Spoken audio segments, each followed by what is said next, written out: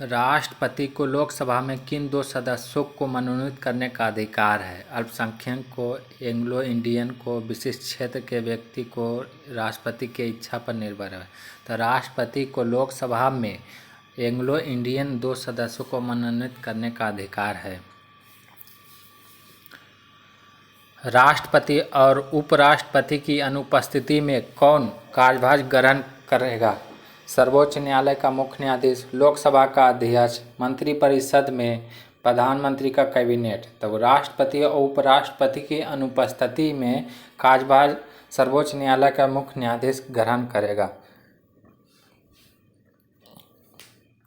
लोकसभा द्वारा पारित विधेयक यदि राष्ट्रपति लोकसभा को पुनर्विचार के लिए लौटाता है और लोकसभा उसे पूर्ववत पास करके राष्ट्रपति के पास भेज देती है तो राष्ट्रपति विधेयक को पुनः लौटा सकता है, पुनः स्पष्टीकरण मांग सकता है, अनुमति देगा, सुप्रीम कोर्ट की अनुमति लेगा।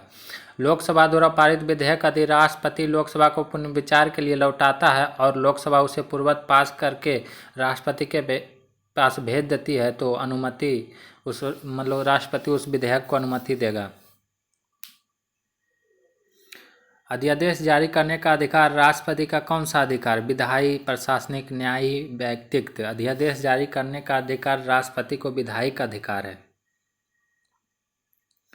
निम्न में से कौन सा राष्ट्रपति के निर्वाचन का भाग है परंतु उसके महाभियोग अधिकरण का भाग नहीं है? लोकसभा, राज्यों की विधान परिषदें, राज्यों का विधानसभा, राज्यसभा।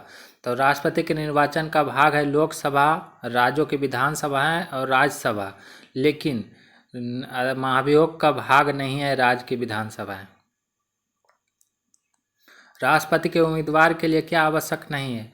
आयु 35 वर्ष हो, पढ़ा लिखा हो, संसद चुने जाने की योग्यता हो, देश का नागरिक हो। राष्ट्रपति के उम्मीदवार के लिए 35 वर्ष हो, संसद चुने जाने की योग्यता हो, देश का नागरिक हो, ये आवश्यक है, लेकिन पढ़ा लिखा हो ये आवश्यक नहीं है। राष्ट्रपति के निर्वाचन में राज्य का मुख्यमंत्री मतदान के लिए पात्र नहीं होता है यदि वह संचय प्रत्याशी होता है, उसे राज्य विधानमंडल के निचले सदन में बहुमत सिद्ध करना हो, वह राज्य विधानमंडल में उस सदन का सदस्य हो, वह काम चलाऊ रूप में नियुक्त मुख्यमंत्री हो।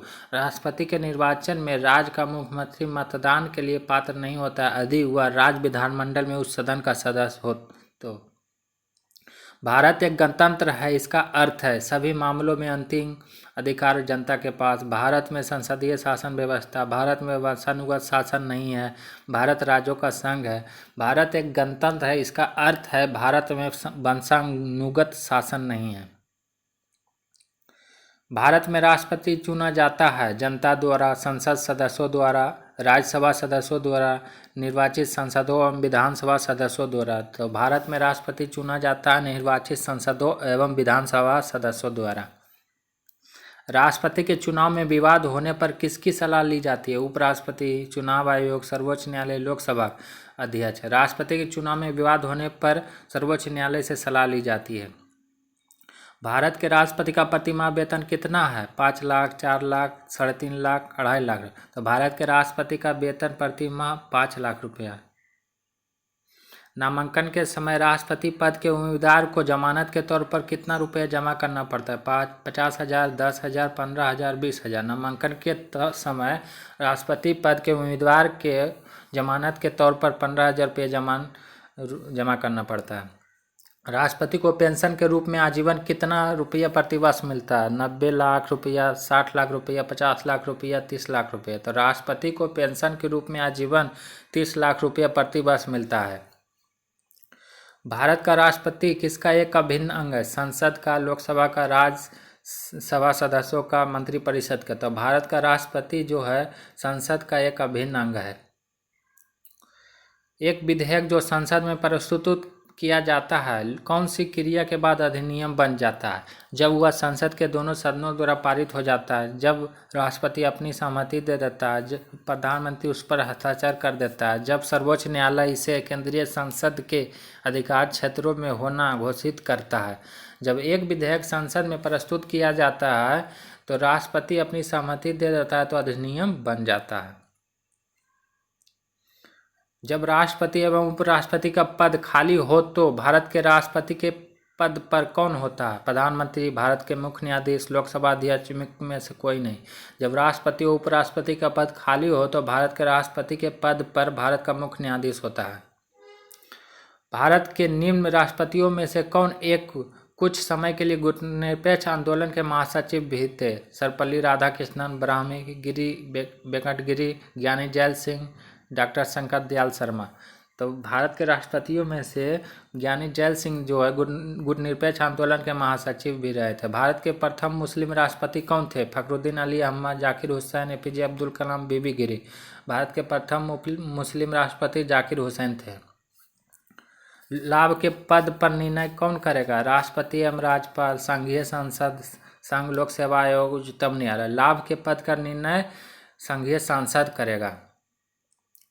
निम्न में से किसी भौगोलिक क्षेत्र को अनुसूचित क्षेत्र घोषित करने का संवैधानिक अधिकार किसको? राज्यपाल को, मुख्यमंत्री को, प्रधानमंत्री को, राष्ट्रपति को। तो भौगोलिक क्षेत्र को अनुसूचित क्षेत्र घोषित करने का संवैधानिक अधिकार राष्ट्रपति को प्राप्त है। भारतीय संविधान के 17वें संशोधन द्वारा भारत के राष्ट्रपति के चुनाव में जिन 2 केंद्रशासित प्रदेशों को भाग लेने का अधिकार दिया गया है वो हैं दिल्ली, चंडीगढ़, दिल्ली तथा पुडुचेरी, दिल्ली तथा दमन दीव, चंडीगढ़ एवं पुडुचेरी। दिल्ली तथा पुडुचेरी जो है केंद्रशासित प्रदेश को अधिकार दिया गया भारतीय संविधान में।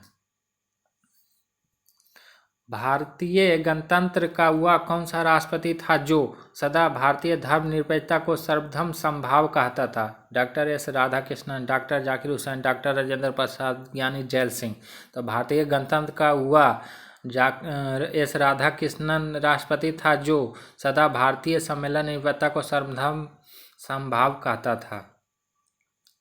भारत सरकार का संवैधानिक अध्यक्ष कौन है? राष्ट्रपति, प्रधानमंत्री, भारत का मुख्य न्यायाधीश, महान्यायवादी। भारत सरकार का संवैधानिक अध्यक्ष है राष्ट्रपति। भारत के पहले राष्ट्रपति के रूप में डॉक्टर राजेंद्र प्रसाद का चुनाव किया गया था निर्वाचक मंडल द्वारा, भारत की जनता द्वारा, संविधान सभा द्वारा, संसद द्वारा। भारत के पहले राष्ट्रपति के रूप में डॉक्टर राजेंद्र प्रसाद का चुनाव संविधान सभा के द्वारा किया गया था। यदि भारतीय उपराष्ट्रपति अपना त्यागपत्र करने का निर्णय लेते हैं तो वह अपना त्यागपत्र किसे संबोधित करके लिखेंगे? प्रधानमंत्री को, मुख्य न्यायाधीश को, लोकसभा अध्यक्ष को, राष्ट्रपति को। भारतीय उपराष्ट्रपति अपना पद त्याग करने का निर्णय लेते हैं तो वह अपना पद त्याग पत्र राष्ट्रपति को संबोधित करके लिखेंगे। भारत के प्रथम राष्ट्रपति कौन थे? Doctor S Radhakrishnan, doctor Rajendra Prasad, Giani Zail Singh, B D. Jatti. Bharat के प्रथम राष्ट्रपति डॉक्टर राजेंद्र प्रसाद थे। भारत का राष्ट्रपति अनुपातिक प्रतिनिधि पद्धति के अनुसार एकल संक्रमणीय मत द्वारा निर्वाचित होता है। इसका निहितार्थ है कि निर्वाचित संसद सदस्यों और राज्यों के विधानसभा सदस्यों के मतों की संख्या भिन्न भिन्न होती है। सभी संसद सदस्यों और राज्यों के विधानसभा सदस्यों में से प्रत्येक का मत एक है। सभी संसद सदस्यों और राज्यों के विधानसभा सदस्यों की मतों की संख्या बराबर है। लोकसभा के संसद सदस्यों की मतों की संख्या बराबर है। भारत का राष्ट्रपति अनुपातिक प्रतिनिधि पद्धति के अनुसार एकल संक्रमणीय मत द्वारा निर्वाचित होता है। तो इसका निहितार्थ है कि निर्वाचित संसद सदस्यों और राज्य के विधानसभा सदस्यों के मतों की संख्या भिन्न भिन्न होती है। भारत के राष्ट्रपति पर महाभियोग लगाने का अधिकार है सर्वोच्च न्यायालय को, लोकसभा अध्यक्ष को, संसद के दोनों सदनों को, प्रधानमंत्री को। तो भारत के राष्ट्रपति पर महाभियोग लगाने का अधिकार है संसद के दोनों सदनों को। भारत में राष्ट्रपति राज्यसभा के कितने सदस्यों को मनोनीत कर सकता है? 2, 10, 12, 6। भारत में राष्ट्रपति राज्यसभा के 12 सदस्यों को मनोनीत कर सकता है। निम्न में से कौन हमारे देश के दोनों में से किसी भी सदन का सदस्य नहीं होता है? प्रधानमंत्री, वित्त मंत्री, राष्ट्रपति, रेलवे मंत्री। तो राष्ट्रपति जो है दोनों सदनों में से किसी का सदस्य नहीं होता है। युद्ध की घोषणा या शांति का फैसला करने में कानूनी रूप से सक्षम है राष्ट्रपति, संसद, मंत्रिपरिषद में प्रधानमंत्री। तो युद्ध की घोषणा या शांति का फैसला करने में कानूनी रूप से सक्षम है संसद, राष्ट्रपति। युद्ध की घोषणा राष्ट्रपति करता है। भारत में केंद्रीय मंत्रियों की गोपनीयता की शपथ किसके द्वारा दिलवाई जाती है? भारत के प्रधानमंत्री द्वारा, भारत के राष्ट्रपति द्वारा, भारत के मुख्य न्यायाधीश द्वारा, भारत के नियंत्रण महालेखा परीक्षक द्वारा। भारत में केंद्रीय मंत्रियों की गोपनीयता की शपथ भारत के राष्ट्रपति के द्वारा दिलवाई जाती है। संविधान के अनुसार निम्नलिखित में से क्या शब्द था? भारत के राष्ट्रपति की शक्ति नहीं है अध्यादेश का प्रख्यापन, उच्चतम न्यायालय से परामर्श करना, संसद के सदनों को संदेश भेजना, क्षमादान करना। तो संविधान के अनुसार शब्दशः भारत के राष्ट्रपति की शक्ति नहीं है कि संसद के सदनों को संदेश भेजना। डॉक्टर राजेंद्र प्रसाद कितने वर्ष तक राष्ट्रपति रहे? 6, 8, 12, 5। तो डॉक्टर राजेंद्र प्रसाद जो है 12 वर्ष तक राष्ट्रपति रहे थे। इनमें से किसने भारतीय गणतंत्र के 12वें राष्ट्रपति के रूप में कार्य किया था? Pratibha Devi Singh Patil, APJ Abdul Kalam, KR Narayan, R Venkataraman. तो प्रतिभा देवी सिंह पाटिल जो है भारतीय गणतंत्र के 12वें राष्ट्रपति के रूप में कार्य किया था। निम्न में से कौन भारत के राष्ट्रपति के चुनाव में भाग नहीं लेता है? राज्यसभा, लोकसभा, विधानसभा, विधान परिषद। तो भारत के राष्ट्रपति के चुनाव में भाग लेता है राज्यसभा, लोकसभा, विधानसभा भाग लेता है, लेकिन विधान परिषद भाग नहीं लेता है। भारतीय संविधान के अनुसार कार्यपालिका का प्रमुख कौन है? प्रधानमंत्री, भारत सरकार के मुख्य सचिव, राष्ट्रपति, केंद्रीय गृह मंत्री। भारतीय संविधान के अनुसार कार्यपालिका का प्रमुख राष्ट्रपति है।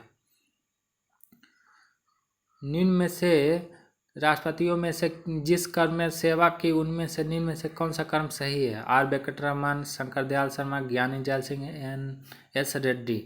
NS रेड्डी, ज्ञानी जैल सिंह, R वेंकटरमन, शंकर दयाल शर्मा इसका सही कर्म है। निम्न में से किसे महाभियोग की प्रक्रिया द्वारा हटाया जा सकता है? भारत के प्रधानमंत्री के द्वारा, भारत के राज्यपाल के द्वारा, भारत के मुख्यमंत्री के द्वारा, भारत के राष्ट्रपति के द्वारा। तो किसे महाभियोग की प्रक्रिया द्वारा हटाया जाता है? भारत के राष्ट्रपति को सॉरी द्वारा हम बोल देते हैं, भारत के राष्ट्रपति को महाभियोग की प्रक्रिया द्वारा हटाया जा सकता है। भारतीय संविधान का कौन सा अनुच्छेद भारतीय राष्ट्रपति को संसद के अवकाश के समय अध्यादेश लागू करने का अधिकार देता है? अनुच्छेद 123, अनुच्छेद 232, अनुच्छेद 312, अनुच्छेद 213। तो भारतीय संविधान का अनुच्छेद 123 है जो भारतीय राष्ट्रपति को संसद के अवकाश के समय अध्यादेश लागू करने का अधिकार देता है। जब राजीव गांधी ने प्रधानमंत्री पद की शपथ ली थी उस समय भारत के राष्ट्रपति कौन थे? R वेंकटरमन, N संजीव रेड्डी, शंकर दयाल शर्मा, ज्ञानी जैल सिंह। तो राजीव गांधी ने प्रधानमंत्री पद की शपथ ली उस समय भारत के राष्ट्रपति ज्ञानी जैल सिंह थे। भारत के निम्न राष्ट्रपतियों में से कौन केंद्रीय श्रम मंत्री भी रहे? जाकिर हुसैन, BB गिरी, रामनाथ कोविंद या संजीव रेड्डी। तो BB गिरी जो है केंद्रीय श्रम मंत्री भी रहे हैं। राष्ट्रपति के पद की अवधि से संबंधित निम्न में से कौन सा कथन सही नहीं है? राष्ट्रपति का पद की अवधि 5 वर्ष का, सही है।